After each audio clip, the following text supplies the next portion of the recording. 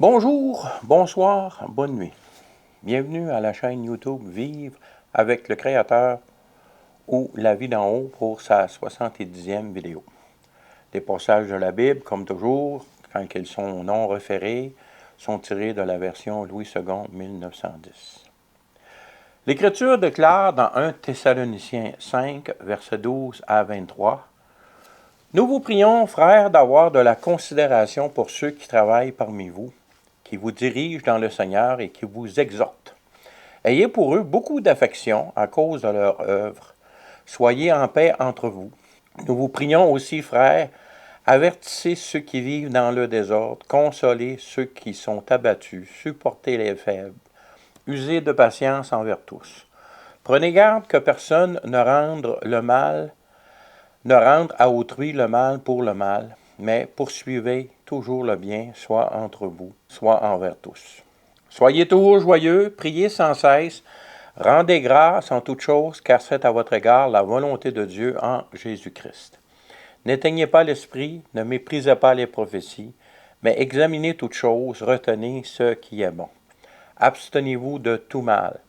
Que le Dieu de paix vous sanctifie lui-même tout entier, et que tout votre être, l'esprit, l'âme et le corps, soient conservés irrépréhensibles lors de l'avènement de notre Seigneur Jésus-Christ.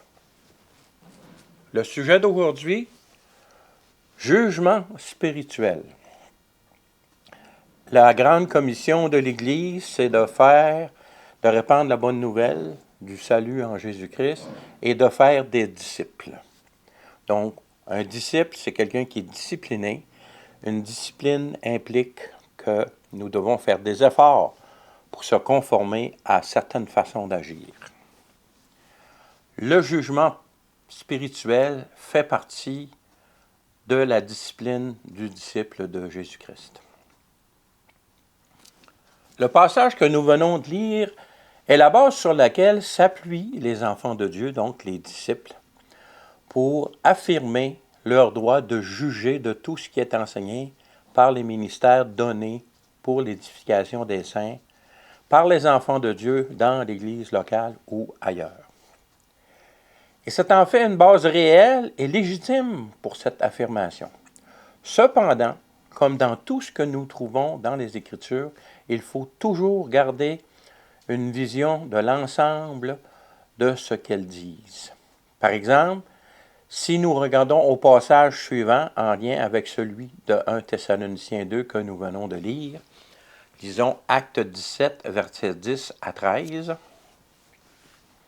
Aussitôt les frères firent partir de nuit Paul et Silas pour Bérée.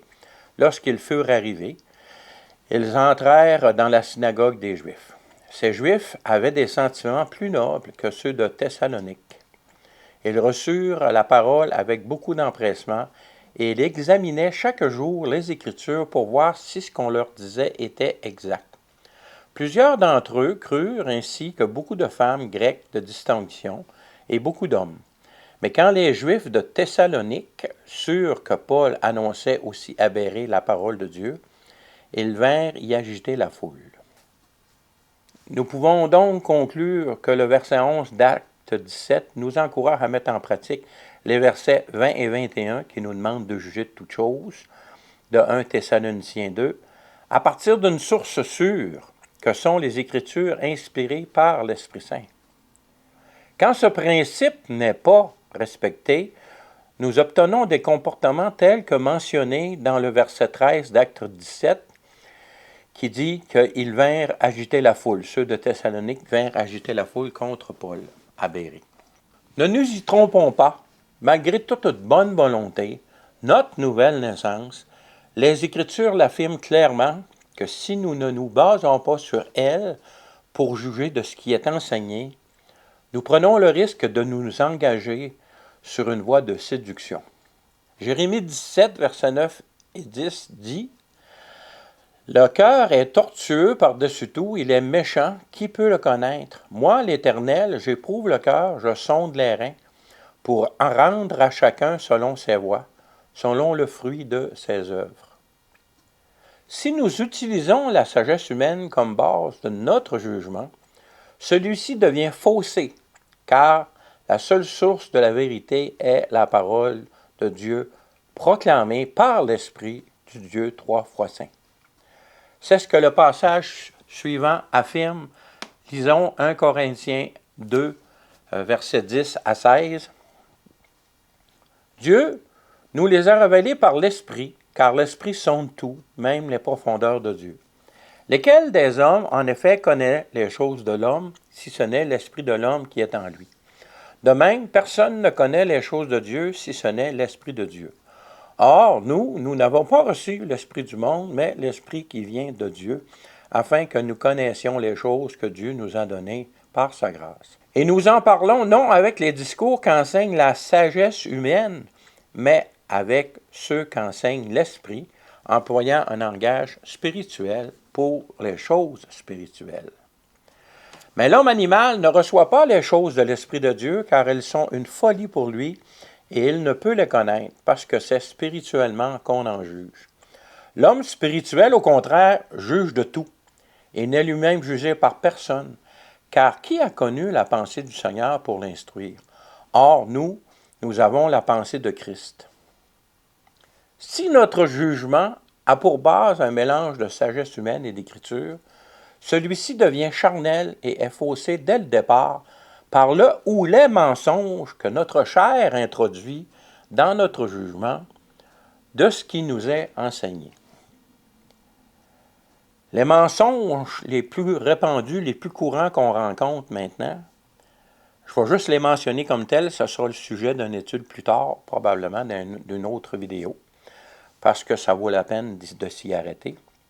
Donc, le premier des mensonges, c'est essayer de rentrer des millions d'années de vie dans un laps de temps dans ce que la parole de Dieu enseigne. J'ai eu des vidéos par le passé qui parlent de la semaine de 7000 ans, de séjour de 1000 ans. Et puis, si vous essayez d'intégrer des millions d'années, des milliards d'années dans tout ça, la parole de Dieu s'effrite de partout. Faut vraiment prendre la parole de Dieu pour ce qu'elle dit et ne pas laisser la sagesse humaine nous influencer dans ce qu'on peut voir de ce qui est écrit dans la parole de Dieu. Le deuxième grand mensonge, c'est de voir Dieu comme dans Matthieu 25-24, où c'est les trois. Le maître s'en va pour un autre pays pendant plusieurs temps, puis il y a trois serviteurs. Un il donne 10 talents, d'autres 5 talents, le dernier, premier, 1 talent. Celui qui a 1 talent, il dit « Ah, t'es un maître dur qui récolte ce que tu n'as pas semé, puis tout. » Puis sur ces paroles, il est jugé et il est mis à la porte du royaume. Beaucoup de personnes voient Dieu comme ça, le voient comme quelqu'un de dur. Le Créateur est juste, mais il est bon. Il est saint. Il nous a créés pour nous aimer, pour avoir une relation avec lui. Oui, le péché, il va le sortir de sa création, mais les créatures, il veut tous qu'ils passent l'éternité avec lui. Le troisième grand mensonge, c'est ne pas croire ce que Dieu dit tout simplement. C'est de lire quelque chose dans la parole de Dieu et sur nos raisonnements humains ou sur les enseignements qu'on a reçus à gauche ou à droite, on commence à mettre en doute ce que la parole de Dieu dit. On l'allégorise ou on la spiritualise pour lui faire dire qu'est-ce qu'on croit plutôt que de croire à ce que la parole de Dieu dit.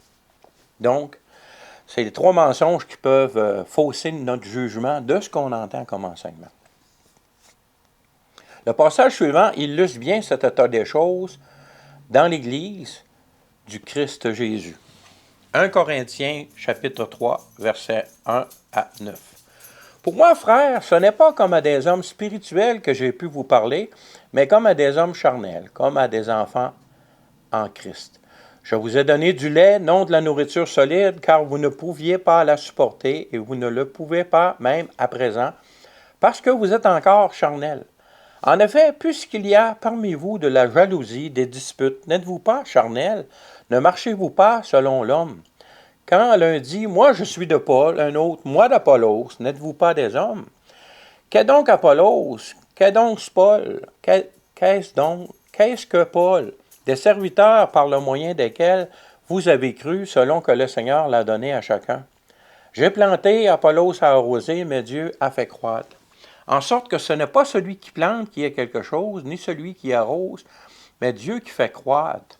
Celui qui plante et celui qui arrose sont égaux. À chacun recevra sa récompense selon son propre travail, car nous sommes ouvriers avec Dieu. Vous êtes le champ de Dieu, l'édifice de Dieu. Pour ma part, personnellement, moi, Benoît Grondin, c'est un défi continuel d'étudier la parole de Dieu et de regarder constamment aux sources que j'utilise pour en arriver à juger correctement d'un enseignement donné. L'esprit de l'homme est paresseux de nature et cherche la plupart du temps la facilité pour vivre en paix dans les circonstances de sa vie terrestre. Pourtant, la paix réelle dans ce monde vient dans le fait de garder la parole de Dieu dans l'amour de notre Sauveur, Jésus le Christ. Jean 15, versets 24 à 27 disent « Celui qui ne m'aime pas ne garde point mes paroles, et la parole que vous entendez n'est pas de moi, mais du Père qui m'a envoyé. Je vous ai dit ces choses pendant que je demeure avec vous, mais le Consolateur, l'Esprit Saint, que le Père enverra en mon nom, vous enseignera toutes choses et vous rappellera tout ce que je vous ai dit. Je vous laisse la paix, je vous donne ma paix. Je ne vous donne pas comme le monde donne, que votre cœur ne se trouble point et ne s'alarme point. » Je mentionnais plus haut que l'esprit humain est paresseux et c'est vrai. Mais il ne faut pas croire que c'est toujours la cause d'un manque d'intérêt de certains enfants de Dieu pour certains aspects de la réalité de ce que la parole de Dieu proclame. Parfois, c'est le rôle qui est attribué par l'Esprit aux enfants de Dieu qui est la cause de cet état de choses. 1 Corinthiens 12, du verset 27 à 31, nous dit « Vous êtes le corps de Christ, vous êtes ses membres, chacun pour sa part, et Dieu a établi dans l'Église, premièrement, des apôtres, secondement, des prophètes, troisièmement, des docteurs, ensuite, ceux qui ont le don des miracles, ceux qui ont le don de guérir, de secourir, de gouverner, de parler diverses langues. Tous sont-ils apôtres? Tous sont-ils prophètes? Tous sont-ils docteurs? Tous ont-ils le don des miracles? Tous ont-ils le don des guérisons? Tous parlent-ils en langue? Tous interprètent-ils? Aspirez au don le meilleur, je vais vous montrer une voie par excellence. » Après le chapitre 12 de 1 Corinthiens, c'est le chapitre 13 qui parle de l'amour. C'est l'amour agapé, un amour de décision. Quand vous voyez l'amour décrit dans le chapitre 13 de 1 Corinthiens, ce n'est pas un amour avec sentiment. C'est un amour décisionnel. C'est pour ça que Jésus a pu donner le commandement « Aimez-vous les uns les autres comme je vous ai aimé ». Parce que c'est un amour agapé, c'est l'amour qui est une décision, qui traite même ceux pour qui tu n'as aucun sentiment, qui les traite avec amour. Parce que la description de l'amour dans 1 Corinthiens 13, c'est un amour actif, un amour décidé. Ce n'est pas un amour senti. Si une personne que vous n'aimez pas beaucoup, qui vous déplaît même, si vous l'aimez comme 1 Corinthiens 13 vous demande de l'aimer, à un moment donné, vous allez même peut-être pouvoir développer de l'affection pour cette personne-là. C'est encore là le sujet pour une autre étude. On verra si je vais avoir le temps de la faire avant d'être enlevé. Donc, dans le respect du plan de Dieu pour son Église, il doit y avoir un respect mutuel du rôle de chacun dans celle-ci. C'est entre les personnes avec les différents dons, entre les personnes qui ont des ministères d'enseignement, entre les personnes qui reçoivent l'enseignement et les personnes qui ont le ministère de l'enseignement. Je ne sais pas si vous comprenez ce que je veux dire. Le respect doit être mutuel entre les ministères et entre ceux qui reçoivent du ministère et entre ceux qui donnent le ministère. Ça doit avoir un respect mutuel. Parce que c'est une tentation pour chaque enfant de Dieu de penser que ma relation que j'ai avec mon Seigneur, le Christ Jésus, est la bonne façon et que je n'ai pas besoin de ce que les autres enfants de Dieu vivent pour l'améliorer. Le passage qui suit peut inspirer cette façon de penser. Voyons Jean 21, versets 20 à 22. Pierre, s'étant retourné, vit venir après eux le disciple que Jésus aimait. celui qui, pendant le souper, s'était penché sur la poitrine de Jésus et avait dit, « Seigneur, qui est celui qui te livre? » En le voyant, Pierre dit à Jésus, « Et celui-ci, Seigneur, que lui arrivera-t-il? » Jésus lui dit, « Si je veux qu'il demeure jusqu'à ce que je vienne, que t'importe, toi, suis-moi. » Comme je l'ai dit précédemment, notre façon de vivre en tant qu'enfant de Dieu doit être inspirée par toutes les Écritures. Et si nous ajoutons à ce passage de Jean 21 que nous venons de lire, le passage de Matthieu 10 suivant, Matthieu 10, versets 40 à 42, « Celui qui vous reçoit me reçoit, et celui qui me reçoit reçoit celui qui m'a envoyé. Celui qui reçoit un prophète en qualité de prophète recevra une récompense de prophète, et celui qui reçoit un juste en qualité de juste recevra une récompense de juste. Et quiconque donnera seulement un verre d'eau froide à l'un de ses petits, parce qu'il est mon disciple, je vous le dis en vérité, il ne perdra pas point sa récompense. » Si on joint ces deux passages-là, le Seigneur nous appelle à être obéissants à ce qu'il nous demande à nous, mais il nous appelle à respecter l'obéissance des frères et sœurs dans ce qu'il demande à eux. Si je respecte un prophète en tant que prophète alors que je ne suis pas moi-même prophète, je vais recevoir la récompense du prophète. Comprenez-vous ce principe important de respect mutuel dans l'Église, le respect du rôle de l'autre, le respect de l'enseignement de l'autre, le respect du témoignage de l'autre. C'est l'essence même du commandement « Aimez-vous les uns les autres ». Aimer en action, en décision et non pas en sentiment et en affection. Ça vient après, mais le commandement, c'est tout d'abord aimer en décision et en action. Ça va amener au sentiment par la suite. Si on obéit à ces deux principes-là, c'est-à-dire obéir au Seigneur et respecter l'obéissance des autres, peu importe leur progression, parce qu'on est tous en progression, on fait tous des erreurs, et on doit s'entraider les uns les autres. Si on applique ce principe-là, nous en arriverons à une obéissance dans la direction de l'Esprit Saint et de respect envers ce que l'Esprit donne par l'intermédiaire des autres enfants de Dieu. L'obéissance des autres va nous amener des choses que Dieu veut qu'on ait par l'intermédiaire des autres, et non pas par notre relation directe avec lui. Aimer Dieu de tout son cœur, relation directe avec lui, et ton prochain comme toi-même, que Dieu a augmenté ensuite en disant « Aimez-vous les uns les autres comme je vous ai aimé ». Il y a une différence entre aimer son prochain comme soi-même et aimer son prochain comme Jésus l'aime. Voyez-vous la complexité de la situation et la perfection à laquelle notre Seigneur veut nous amener. Dans les deux passages suivants, nous voyons comment nous devons nous comporter les uns envers les autres. Et nous y voyons aussi certaines causes qui peuvent nous conduire à des comportements contraires à la volonté de Dieu dans notre relation avec Dieu et avec les autres.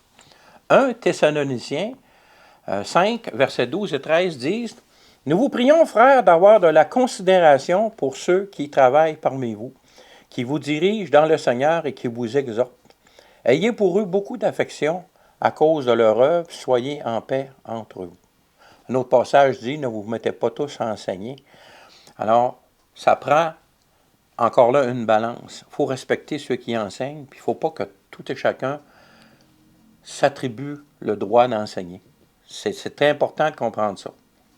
Si vous jugez de ce qui est enseigné en avant, il y a une différence de situation entre un enseignement que tu écoutes sur Internet avec qui tu n'as aucun contact avec la personne qui enseigne parce que c'est un prédicateur qui est aux États-Unis ou ailleurs, qui n'est pas un de tes personnes que tu côtoies chaque jour. Tu peux te permettre des commentaires sur son enseignement avec d'autres frères et sœurs parce que il n'y a aucun moyen d'intervenir. Mais si tu es dans ton église locale et tu reçois un enseignement d'une personne en avant et qu'il y a des choses que tu n'es pas d'accord avec l'enseignement qui est donné, avant de partager ton désaccord et d'enseigner le contraire de ce qui est enseigné, parce que c'est ce que tu crois à d'autres, tu as le devoir en tant qu'enfant de Dieu d'aller parler à cette personne-là et de discuter du point de désaccord, toujours dans l'amour, toujours dans le respect, afin que la vérité sorte. Si ça se trouve, cette personne-là a peut-être fait une erreur et tu vas l'aider à la corriger. Ou si c'est l'inverse, que toi, tu as un mauvais jugement parce qu'il y a de la chair inclus dans ton jugement, mais cette personne-là va t'aider à faire le ménage. C'est comme ça, l'amour les uns envers les autres. L'amour décisionnel, l'amour en action, et non pas l'amour sentiment. Parce que bien souvent, si on rencontre une personne qui est en désaccord avec nous, il va avoir des sentiments qui vont nous empêcher de faire cette action d'amour telle que 1 Corinthiens 13 nous le demande. Continuons dans Jacques 4, verset 1 à 12. D'où viennent les luttes et d'où viennent les querelles parmi vous? N'est-ce pas de vos passions qui combattent dans vos membres? Vous convoitez et vous ne possédez pas. Vous êtes meurtriers et envieux et vous ne pouvez pas obtenir. Vous avez des querelles et des luttes, vous ne possédez pas parce que vous ne demandez pas. Vous demandez et vous ne recevez pas parce que vous demandez mal dans le but de satisfaire vos passions. Adultères que vous êtes, ne savez-vous pas que l'amour du monde est inimitié contre Dieu? Celui donc qui veut être ami du monde se rend ennemi de Dieu. Croyez-vous que l'Écriture parle en vain? C'est avec jalousie que Dieu chérit l'Esprit qu'il a fait habiter en nous. Il accorde au contraire une grâce plus excellente. C'est pourquoi l'Écriture dit, Dieu résiste aux orgueilleux, mais il fait grâce aux humbles. Soumettez-vous donc à Dieu, résistez au diable, et il fuira loin de vous. Approchez-vous de Dieu, et il s'approchera de vous. Nettoyez vos mains pécheurs, purifiez vos cœurs, hommes irrésolus. Sentez votre misère. Soyez dans le deuil et dans les larmes, que votre rire se change en deuil et votre joie en tristesse. Humiliez-vous devant le Seigneur, et il vous élèvera. Ne parlez point mal les uns des autres, frères. Celui qui parle mal d'un frère ou qui juge son frère parle mal de la loi et juge la loi. Or, si tu juges la loi, tu n'es pas observateur de la loi, mais tu en es juge. Un seul est législateur et juge, c'est celui qui peut sauver et perdre. Mais toi, qui es-tu qui juge le prochain? Ça revient aussi à ce que je disais avant de la lecture de ce texte. Si tu entends un enseignement dans ton église locale envers lequel tu n'es pas d'accord, c'est ton droit le plus strict. Mais avant de discuter de cet enseignement-là avec d'autres personnes, tu te dois d'aller discuter de la personne, avec la personne qui a amené ce message-là, dans le but d'atteindre la perfection en Christ, soit que la personne change d'idée suite aux arguments que tu vas lui amener, toujours dans l'amour et dans le respect, ou l'inverse va arriver. Mais s'il y a un enseignement qui se dit en avant, c'est par la volonté de Dieu que cet enseignement-là est donné. Et quand la Bible dit de vérifier, retenez ce qui est bon, ça parle de prophétie, pas nécessairement de l'enseignement qui est en avant. Mais les humains ne comprennent pas la volonté de Dieu parfaitement toujours, donc il peut y avoir erreur. Mais c'est ton devoir, avant de discuter de cet enseignement-là avec d'autres personnes, si, selon toi, tu es sûr et certain que l'enseignement comporte une erreur, tu te dois d'aller voir la personne elle-même. Si c'est un enseignement sur Internet, ben, tu peux toujours mettre des commentaires, mais étant donné que bien souvent l'auditoire est tellement large que les commentaires, surtout que moi, bien souvent, ce que j'entends, c'est des enseignements anglophones. Si je mets des commentaires francophones, et ça ne sera pas regardé. Mais vous comprenez la différence. Ça ne te donne pas le droit, toi, de juger tout si tu ne juges pas à partir de la parole de Dieu. Or, la parole de Dieu t'encourage de juger selon la parole de Dieu. Sagesse, frère, sagesse. Jacques dit dans un autre passage, celui qui manque de sagesse, qu'il la demande, que Dieu va lui donner. Mais pour demander la sagesse, il faut que tu reconnaisses que tu en manques. Beaucoup se pensent très, très, très sages. Bah, ça fait 40 ans que je suis chrétien, ça fait... Ou je suis très connaissant dans la parole écrite, mais ils prennent des enseignements à gauche, à droite, ils ne vérifient jamais par eux-mêmes dans la parole qu'est-ce que la parole dit. Ils se forment une image de la réalité selon la parole de Dieu, mais pris d'un enseignant à gauche, d'un enseignant à droite, mais jamais ils vérifient eux-mêmes dans la parole de Dieu. Si vous voulez enseigner, parce qu'il y a beaucoup d'enseignements, ce qu'on appelle souvent au Québec ici des coachs d'estrade, là. C'est les personnes qui sont dans l'estrade puis qui disent au coach, on parle de hockey ou d'autres sports, il aurait dû faire ci, il aurait dû faire ça, mais ils sont assis dans l'estrade. Ce droit-là n'est pas donné à personne. Vous avez le droit d'analyser selon la parole de Dieu. Et si vous avez accès à la personne qui a fait l'enseignement, vous devez en parler à cette personne-là en premier. Sinon, vous péchez. C'est clair, c'est un péché. Verset 11 de Jacques 4. Ne parlez point en mal les uns des autres, frères. Celui qui parle mal d'un frère ou qui juge son frère parle mal de la loi et juge la loi. Or, si tu juges la loi, tu n'es pas observateur de la loi, mais tu en es juge. Quand tu n'es pas observateur de la loi, tu commets un péché, puisque la loi sert à identifier le péché. La parole de Dieu. La parole de Dieu. Ce que nous devons donc retenir au sujet des jugements spirituels est qu'ils sont nécessaires à une vie sanctifiée. C'est un commandement de la parole de Dieu. Ils doivent être faits à partir de la vérité de la parole de Dieu. Ces jugements doivent être appliqués au message donné et non au messager. Ils doivent être faits dans l'amour, le respect et l'intérêt de l'autre, car aucun d'entre nous n'est à l'abri des erreurs de croissance dans le Seigneur. Il y a des choses que je croyais de la parole de Dieu il y a quelques années, que je ne crois plus maintenant parce que mon étude de la parole de Dieu, l'enseignement que j'ai reçu à propos de la parole de Dieu, m'ont prouvé contraire de ce que je croyais. Alors, je me suis aligné à ce que la parole de Dieu dit. Pour terminer, voici 3 passages de la parole du Créateur et Sauveur de l'humanité, Jésus le Christ lui-même, qui illustrent clairement cette réalité de l'exigence de l'amour, de la vérité et de l'amour des frères dans le corps du Christ Jésus sur cette terre. Jacques 5, versets 19-20 nous disent « Mes frères, si quelqu'un parmi vous s'est égaré loin de la vérité, c'est la parole de Dieu, c'est la Bible, qui est la base de tout enseignement par l'Esprit de Dieu, et qu'un autre l'y ramène, qu'il sache que celui qui ramènera un pécheur de la voie où il s'était égaré sauvera une âme de la mort et couvrira une multitude de péchés. » 1 Jean 4, versets 20 et 21. Si quelqu'un dit « J'aime Dieu » et qu'il haïsse son frère, c'est un menteur, car celui qui n'aime pas son frère qu'il voit, comment peut-il aimer Dieu qu'il ne voit pas? Verset 21. Et nous avons de lui ce commandement que celui qui aime Dieu aime aussi son frère. Jean 13, pour finir, versets 34 et 35. Je vous donne un commandement nouveau. Aimez-vous les uns les autres comme je vous ai aimé. Le commandement initial, c'était aime ton prochain comme toi-même.